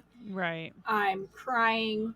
My husband's family had came in town. His cousins, I don't remember who she was. And so she's like, well, I'm going to live here now. Because they were from, I don't even remember what state they were from. And she's like, well, I want to live here. I don't want to move back up with them. And we're like, okay. So she's like, well, how about we find a place together? And I'm like, well, I can't rent anything. We have an eviction on our record, so we're not going to be able to qualify for anything. And she's like, well, we'll just do it under our name. I was like, are you sure? That's kind of like, I mean, at the time I was like, we don't have anything else. Like, we don't have any other options. What are we going to do? Like, she found a place, and we end up moving in with her. Little did we know, she was crazy. So we found out that she was paying our money orders and not hers. So she wasn't paying her half. So we're just like, we're done with this. Like, this is crazy. So that's when I found out I was pregnant. I mean, yay, but like the timing's not great. Yeah. When I found out, I was actually 12 weeks along. Wow. And I didn't know. It really wasn't noticeable.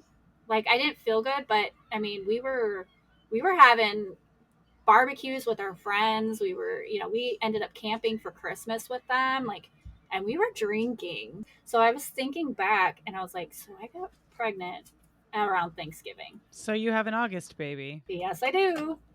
I have 3, so I know all about Thanksgiving pregnancies. I'm a very thankful person, I guess.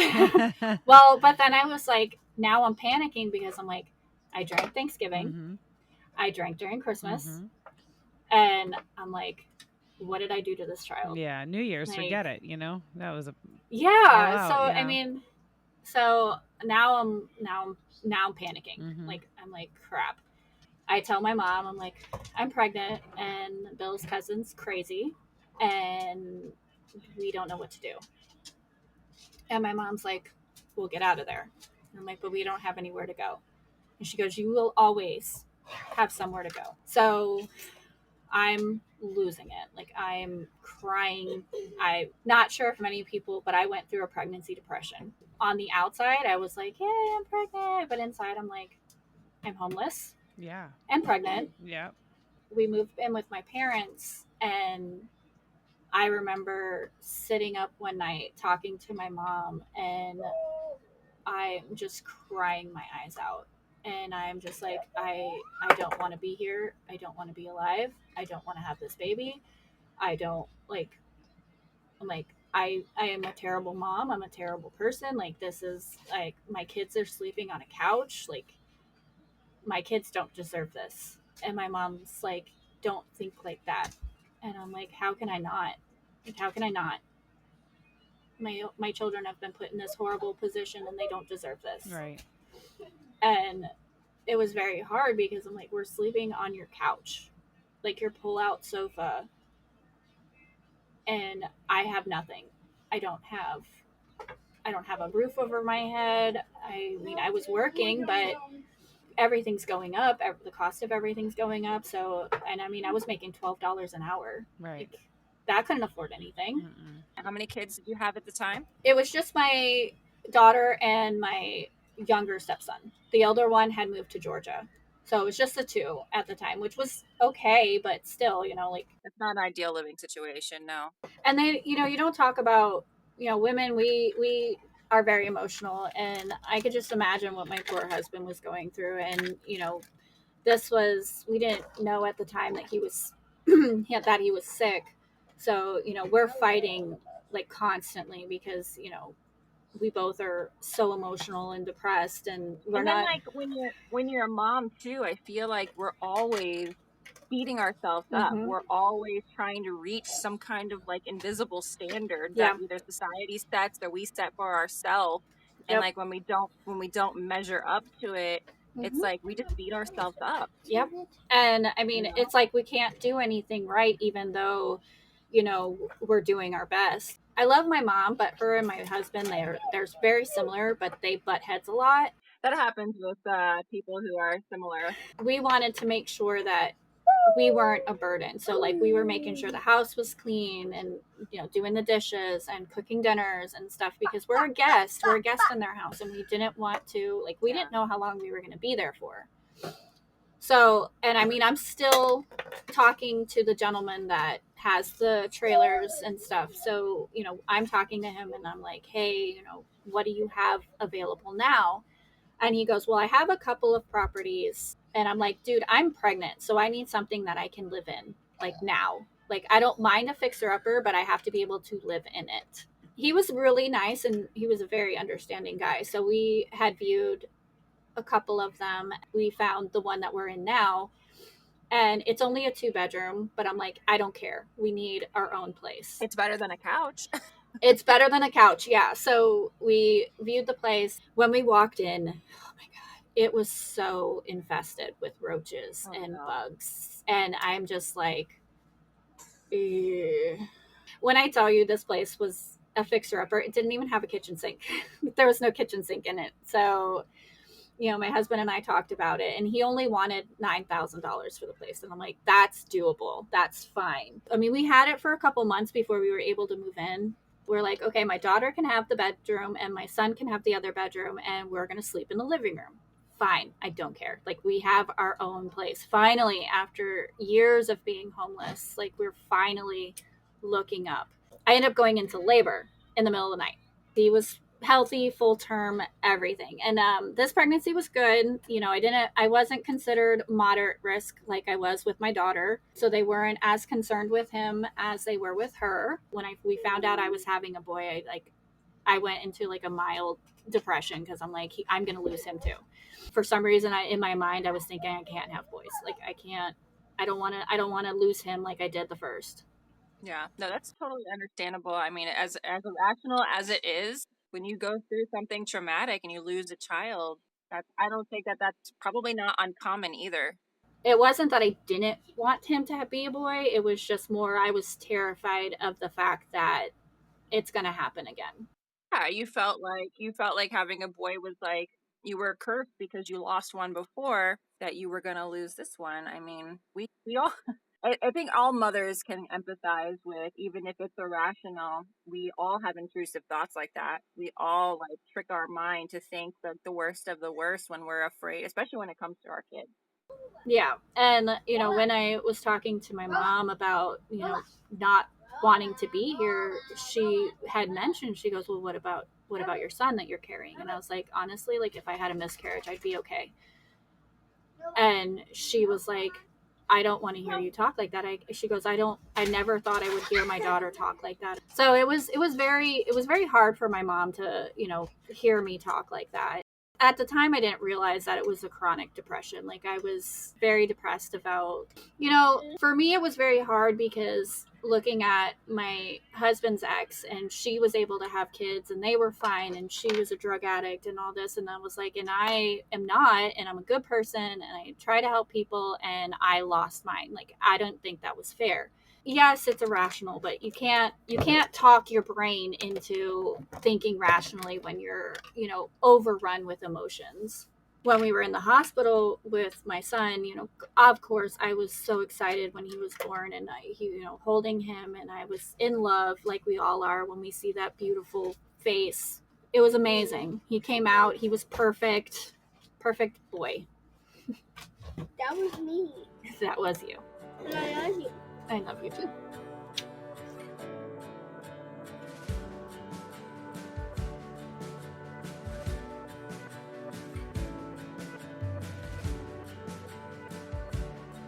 Brought him home with the apnea monitor. We didn't even have the thing a month before I got rid of it. Nope. I wasn't going through the chaos that I had to go through again. And he wiggled so much while he slept. And you would think after so long they would have came up with a better way to keep these things on these children. And I was just not. I ended up calling the company. I'm like, come get this thing. Like, I'm sorry, I can't. I need sleep. I need to be able to not go crazy with this one. So he was born in 2018. In 2019, my husband, he wasn't feeling good. And so he ended up going to the ER. They did a CT scan and they saw a mass in his lungs. And they ended up doing a biopsy of the mass in his lungs, but it was up in the upper quadrant and they couldn't get a good sample. When we got discharged from the hospital, they discharged him with lung cancer. So this entire time we're like freaking out. We're like, okay, he's got lung cancer. Oh my God. Like, what are we going to do? So I kept calling his doctors and was like, have the results come back in yet? And they said, no, it hasn't come back yet. Okay. Called another week. They're like, it hasn't come back yet. Okay. So finally they're like, hey, we got the results back. We want you to come in this date, this time. And I'm like, okay, cool. So we come in and they're like, okay, well, it came back negative for cancer. So we were like, okay, whew, we're relieved. But you do have an infection that is like tuberculosis, but it is a different strand that is not contagious. It was basically a bacterial infection in his lungs. What was sending you guys in to begin with? Just like the difficulty breathing, and he was spitting up a lot more phlegm than normal. He was having like stomach cramps, and I don't even remember what the real, like, it was just after like 4 or 5 days of him complaining, I'm like, okay, either you go to the ER or stop complaining, like, kind of deal. It's like, so he ended up going to the ER because I was just like, I'm not going to sit and listen to you keep complaining about this. Like, either let's go find out what's going on and get it treated, or you just deal with it. So they tell you that he has lung cancer, and then you have to sit with that for over a week, and then come back and they say, no, it's just an infection. Yeah. I mean, that is a relief, but like, don't say anything until we know. Exactly. And so I had really good insurance through our work. So he was treated like a king in there. And this lady came in right before we got discharged, and she goes, oh, so they told me you have lung cancer. Here's this packet. When you get out, schedule with us, and then we'll go from there. So yeah, so we end up getting referred to a infectious disease doctor, which sounds a lot scarier than it is. So we go to his office and he explains what the infection is and what the treatment plan is. And basically, he has to be on this treatment plan of several different antibiotics. And he's going to be, like they told him, you're going to be on those for at least 18 months. And then we'll recheck and see if the infection's gone. So we're like, okay. Well, it's at the end of 2019. And then we all know what happened in 2020. COVID happened. Yep. So I end up getting furloughed for 6 weeks. And I sat home and, with the kids, and we sat in the yard and we had picnics and played in the water and, did the lockdown stuff. I ended up going back to work shortly after that, and I hated my job. Like, I was so miserable there, and I was transferred to a different location that I really didn't want to be at, and I protested the change. Those 6 weeks at home, I realized, I was like, I actually really enjoy being with my kids and being a mom and doing things with my kids, and I need a change. Because I'm depressed. I was taking it out on my family. Like, I was miserable. I go back to work, and my boss tells me, and she's like, you don't act like you want to be here. And I'm like, yeah, because I don't. I don't want to be here. And she goes, well, then why are you still here? And I'm like, because nobody else has hired me. Simple as that. Like, oof, that's why I'm still here. Like, I need money. I end up doing something stupid at work that I probably shouldn't have. And honestly, it was a blessing in disguise. And I end up getting fired. That's fine. That's fine. And it was great because this was still during COVID, and the unemployment was worth more than what I was making working. Yeah. Yep. So we were fine. Once I finally started getting unemployment, it was fine. Like, we were okay. But by doing that, I lost our insurance. So, and the meds that my husband were on were so expensive, so I could not afford them without insurance. So he ended up going off them. I ended up getting another job, and then I ended up going back to school. So I went back to school for my CVA license to be a veterinary technician. It's something that I've always wanted to do, and I was like, I need a change, and I need to do something for me. I want to be able to be happy and show my kids that it's okay to be happy. That's awesome. And it's never too late, man. No, it's not. And honestly, like, it was a kind of a split second decision, because I had went online and was looking up courses, and they're like, classes starting soon. And I'm like, okay. So I went down to the campus, toured the campus. They showed me all the stuff, and they're like, our classes start on Monday. Mind you, this is Saturday. And she goes, well, if you want to go home and think about it, talk to your husband, and classes will start again in a month. And I'm like, if I don't do this now, I will talk myself out of it. Yeah. So she's like, okay.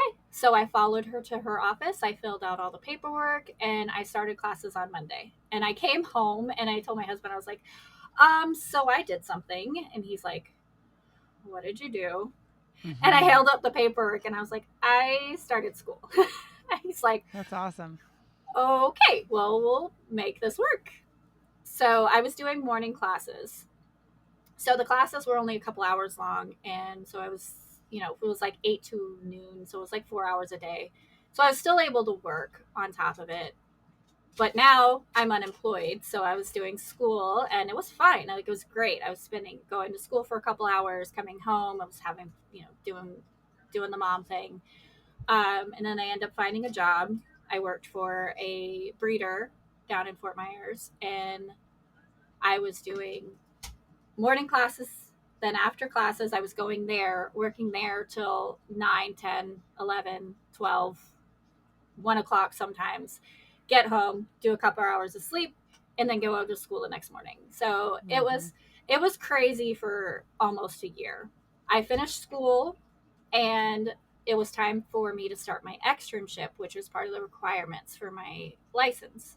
I did half of my externship at an exotic vet down in Fort Myers, and I was fixing to start my second half, and my coordinator called me and was like, hey, this position opened up. Do you want to switch and go down there? She goes, but it is in Punta Gorda, And I'm like, well, I'm like 20 minutes from Punta Gorda. That's fine. It's a wildlife rehabilitation center. And I was ecstatic. I was like, I get to work with wildlife. This is great. And it was literally in the middle of baby season. So their nursery was full of baby birds. And you had to feed them and hand feed them and raise them. And I was like, I feel like a Disney princess. Like I was so excited. Like I was so happy. And the vet had approached me 2 weeks in because I was only there for a month. And she goes, well, what are you doing after you finish? And I was like, well, I don't know. I'm probably going to look for a job. And she goes, well, what do you think about working here? And I was like, seriously? Uh-huh. And she's like, yeah. She goes, you work amazing. You have such a great work ethic, and we need something like that here. And I'm like, I'll have to think about it because the pay was not that great. And I was still working at the breeders. So I came home and I talked to my husband and I was like, hey, like they offered me a position, but it's, $12 an hour. So I can work at the breeders a couple days a week to kind of like compensate for the loss of pay that I'm going to have. And he goes, whatever you want to do, that's fine. So I started working there and I am in love. Like, I love my job. I love what I do. And you could tell my demeanor changed. I was happier. Like, life was great. Like, I'm doing what I've wanted to do since I was a little kid, finding, random animals on the side of the road. I was starting to finally feel like me because, we surround ourselves with our children and our daily lives that we forget that we're also a person too. And I think that's what hit me the hardest is I looked in the mirror and I didn't know who I was. Trying to describe yourself without using you're a mom first. So I was still working for the breeders and I was working there. So and honestly, like, this job has made it to where I'm home every night with my kids, and I did not have that before. Coming home and actually being able to have time with your family, because working retail, I was coming home and they were in bed by the time I got home. So I missed out on so much. So life was great. And then my husband gets sick again. And we had just celebrated my son's 5th birthday. And we get back and he's like, my stomach really hurts. Like, I feel like I'm going to throw up. And for him to complain about it was really bad. So we end up going back to the ER and they do more scans and they find that he's got more masses in his lungs. And this time they do diagnose him with lung cancer. My son's 5. He just started school and now his dad's sick. So that was hard because I went from having a partner and we worked together really well with each other. We were fighting a lot and I honestly just felt like we had lost each other. And it was really hard because we both felt like we were losing each other. And I had left one night. Like, I was done. We were fighting and I just got in the car and I left. And I was raising kittens at the time. I had 4 kittens that I was taking care of. And they were in the car with me. And I was just so depressed that I wanted to drive my car off the road. Like, I was so lost. And I couldn't do it because I had these kittens in the car. And I'm like, they didn't ask for this. So I ended up sleeping in my car at my work for the night. And the next day, we was like, we need to talk. Like, we need to sit down and talk to each other because I feel like if you left or we decided to split up, I'd be okay. And he's like, I feel the same way. And this is before we found out he was sick. And so we finally had a talk of what we need for each other. Like, what do I need from you and what do you need from me? And we had that talk and he didn't realize how depressed I was. And I told him, I was like, I wanted to drive my car off the side of the road. Like, I didn't want to be here anymore. He's like, I didn't realize that you were that bad. And I was like, well, we're not here for each other anymore. Like, I felt like you weren't my partner anymore. So that was really good for us. We both really needed to sit and talk to each other. And he's like, well, I need to feel like you're here for me. And I was like, well, I need this from you. So we actually had that deep conversation that we needed to have. you know, and being in love is fine, you know, but a relationship takes work. You know, it's not like a Disney princess fairy tale where you live happily ever after. A relationship takes work. Yeah. You know, and especially working so much and, you know, having to make sure that we have enough money to support everything. You know, it's difficult, it's hard. So we were finally like on the mends. We were doing really well. We both had communicated what we needed from each other. And then that's when we found out he was sick. So we both were like a punch to the gut. Because now I'm like, great, he's got lung cancer. What are we going to do? Like, and then his doctors are amazing, but he was told he couldn't work anymore, which I'm like, yeah, that makes sense. And his form of cancer was on the like rush to get disability, but it was still a fight. So we had to provide all this documentation for him to get disability, and it took forever. And we almost lost everything. We almost lost because we had no income. Like his income was gone. And my work was amazing. Like if I had to stay in the hospital with him, they're like, just do what you got to do, and we'll be here for you. And they're like, we can share our PTO with you. So if you need to take more time off, just let us know. Aww. And I mean, that was great. I was like, having a place that actually cares is amazing. Yeah. So he starts treatment. He starts, you know, the chemo, and they do scans. And then they found out that he had 4 spots in his brain. So they said that now we have to attack the brain, because we have to attack that first, because your brain controls everything. So he ended up having to do radiation on his brain. So they took care of that, and it shrunk them, which was what we were hoping for. So once the treatment for the brain was done, he went back to doing the chemo. So he did like 20 rounds of chemo, and he lost his hair, and that was hard for him because his hair was a symbol for him. Like he went to brush his hair and it just came out in clumps, and he sent me a picture and he's like, I need you to shave my head when you get home. Aww. And I was like, okay, I can do that for you. And so when I came home, I shaved his head, and we both cried.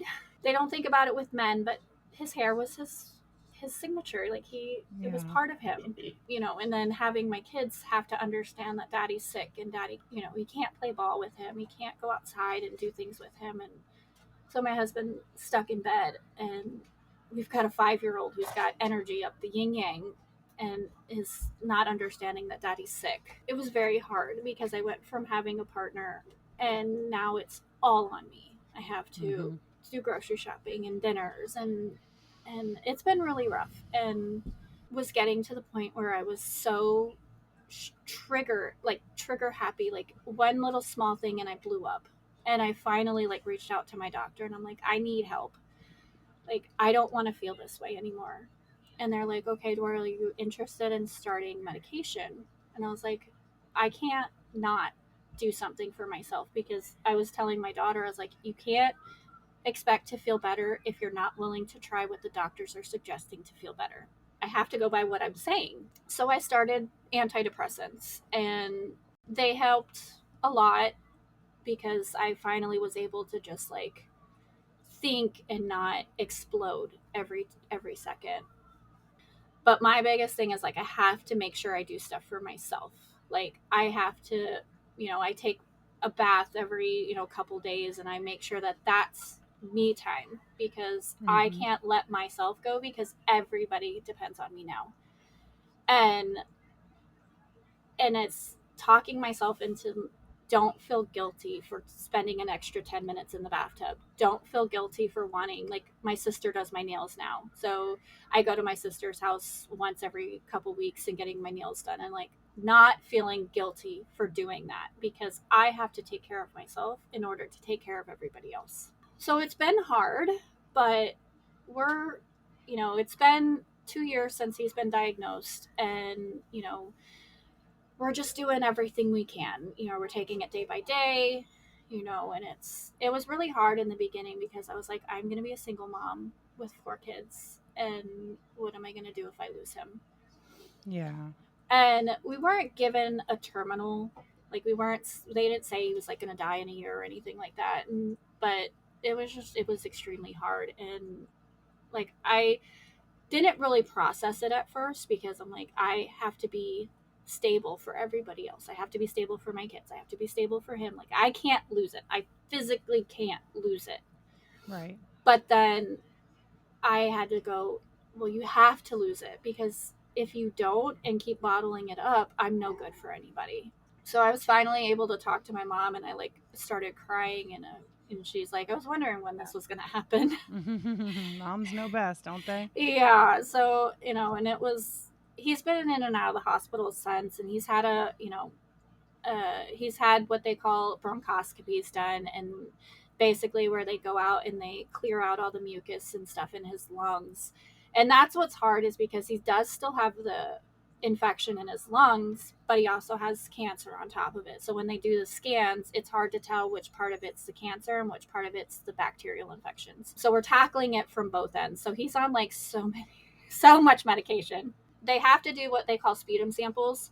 So once the sputum samples come back negative, then he's on that medication for 6 more months. So he's on 3 heavy duty antibiotics, but they're bacterial antibiotics. And he's allergic to amoxicillin. So any type of antibiotic that's in the psyllin family, it's really difficult, and they have to be very cautious on which antibiotics, as long as, to make sure they don't cross into the different families. But yeah, so he's doing okay with them. Some days are better than others.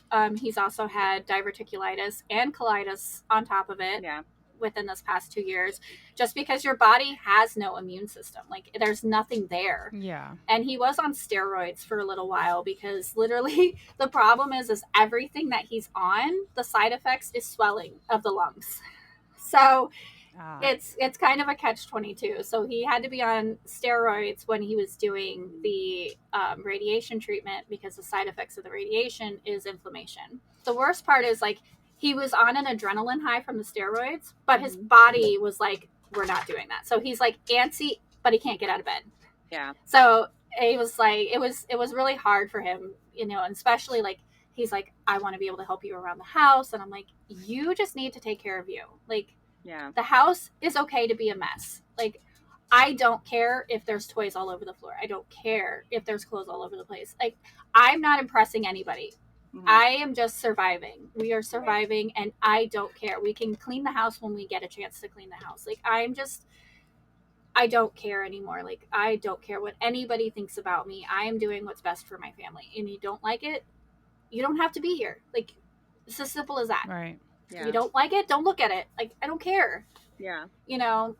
And he's doing immunotherapy every 3 weeks, and we actually are getting ready to go see his ID doctor, because we've gotten the results back from the sputum. So we need to go down there and see if he still has that bacteria in his sputum or not. So yeah, we're just doing our thing. And that brings you to today. Yeah, it brings us to today. That's my crazy whirlwind of a life. I also want to teach my kids that it's okay to not be okay. Mm-hmm. It is okay to lose it every once in a while. And, I ended up breaking my foot a month ago. And so, like, with all the chaos going around, like, I break my foot. So now I'm in a boot, and it's like chaos every time I turn around. And it's like, it's okay. It's okay. It'll be fine. It'll be fine. Yeah, it'll be fine. But I lost it. I lost my mind the other week, because we were fixing to go on vacation, and I went to wash my hands in the bathroom, and I dried my hands off in the towel, and the diamond in my ring fell out. Mm-hmm. And I just started bawling. Yep. Like, I lost it's the littlest thing that, yes, the straw that broke the camel's back. And I came out of the bathroom, and I'm holding my ring in my hand, and I sit next to my husband, and I'm crying, and I'm like, I'm so sorry. I dried my hands, and my diamond fell out, and I'm a blubbering idiot at this point. And he's like, it's okay, we can get it fixed. I'm like, but everything's going to shit. I'm so tired of this. And he's like, it's okay. And my son, like, I'm sitting on the couch just sobbing, and he puts his hand on my back, and he's like, Mommy, it'll be okay. Aww. No. And I'm like, I know it will. And he's like, it's okay. You can cry. It's okay. Aw, buddy. And I'm just like, yeah. Aw, I hear him in the back. It's true. You know, and to show them that it's okay to lose it every once in a while, and things can be okay. It can be okay after things are not okay. And it's okay to things to not be okay. Mm-hmm. So that's our crazy life, and we're just taking it day by day. Well, I appreciate you telling us everything and just laying it all out there. This has been a really great conversation. I actually did not know about your podcast, and I actually listened to every single episode. And thank you. I did. I listened to, and when my daughter found out I was doing this podcast, she went on your podcast and tried to find my episode, and I'm like, it's not finished yet. It's not posted. It'll be out. You know what's crazy is your episode will be out on, it's going to be August 27th, and it'll be out on our friendiversary, which should be what, 34 years? 34 years. I know. Our 1-year podcast anniversary. I listened to every single one of your episodes, and listening to these ladies' stories are just, it made me cry, but in a good cry. You know, it's a good cry to have. And as I was listening to them, I was like, you know what? I don't need to stay anonymous. Like, okay, you know, put my name out there. It's fine. Like, I was just more of like, I have a hard time when people finally hear my story and then they give you that sympathy, like, oh, I didn't know, like, and then I don't want pity. Yeah, I mean, it's amazing what people have gone through and what they've lived through. It's a really, you know, life is challenging and tough and sad and beautiful all at the same time. And to show how resilient literally anybody can be. The strength, I know, the strength that some people go of getting through stuff and then still can joke and laugh, and all of it on top of it is just such a beautiful thing. I mean, to be honest, I'm here because of my kids, and I'm here because of my husband, and I did not let those bad thoughts win. And I do still have them every once in a while, like, you know, it's something that's never going to go away. And, you know, of course, you're human. And it's knowing that I'm here for a reason, and, you know, I want to be here for my kids, and I want to be here for my husband, and I won't let those thoughts win. Yeah. Thank you so much. Oh, thank you, ladies. Thank you for listening to my crazy life story. I told you it was crazy. It is a little crazy, but we appreciate you sharing it, and I'm glad that we got to meet you. I'm glad to meet you, ladies. We're so grateful that you joined us today. If this story spoke to you, share it with someone who might need it too. You can find us at ican'tevenimagine.com or connect with us on Facebook at ican'tevenimagine-a podcast for moms, or Instagram at ICEI_podcast. And don't forget, there's purpose in your path, even if you can't see it yet.